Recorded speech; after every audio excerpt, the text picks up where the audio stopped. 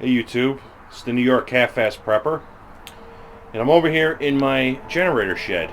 Figured I'd show you guys my emergency backup generator that I have. I live in upstate New York, uh, and since I moved up here, we've had 3 blackouts that lasted more than a few minutes. And one of them was accompanied by a blizzard with about 30 inches of snow, which I learned a lot during that storm. I had a different generator. I had a portable generator outside, and then I decided I learned, after learning lessons learned, I went and I bought this. Now, this generator is not for everybody. It's cost prohibitive for most people because this is a diesel generator. It's 12.5 kilowatts. It's an Isuzu industrial engine. It's liquid cooled. It has a radiator on it. The cost is over $6,000. It has a 2-wire Murphy 2-wire start on it.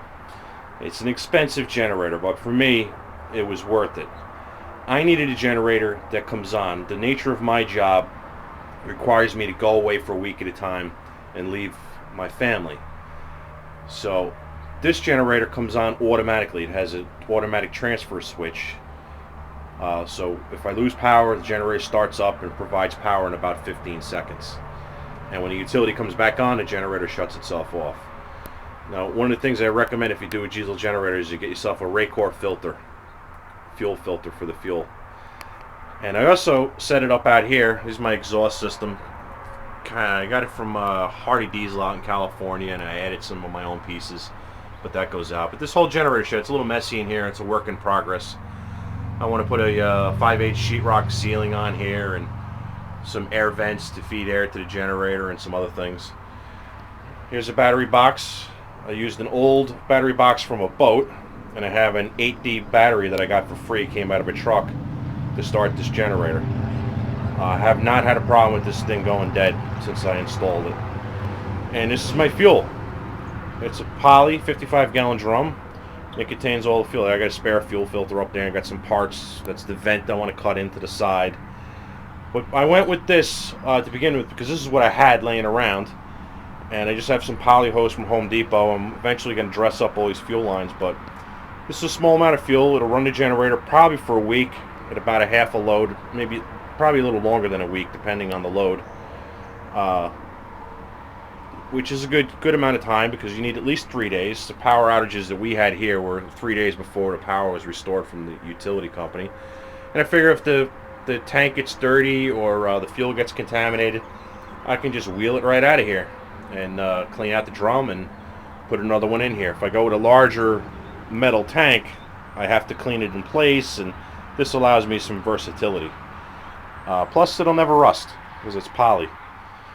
So this is my generator. It's extra closed shed. It's about an 8x8 shed. This is some soundproof crap from Home Depot, which seems to work pretty good because I don't even hear this generator when it's running inside the house. And I have a ASCO 165 transfer switch.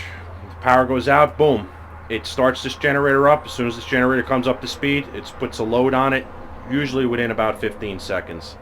Switching back, you don't even notice it. It doesn't even trip the computers, nothing, because the transfer switch switches back so fast. But there's a couple things I want to do to it. I want to put there's a thermometer so I know when to turn on. There's actually a block heater on this guy. This room is not heated out here, but it stays probably about 50 degrees because it's attached to the house. But I have this in the shed because with 30 inches of snow, you couldn't wheel out a portable generator to the driveway.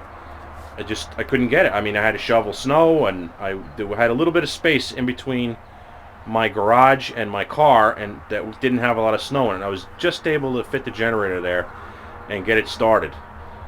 Plus, if I'm away for a week, my wife is not capable of wheeling out a generator, hooking up a 30-foot cord, lining up the circuit breakers, and then starting the generator.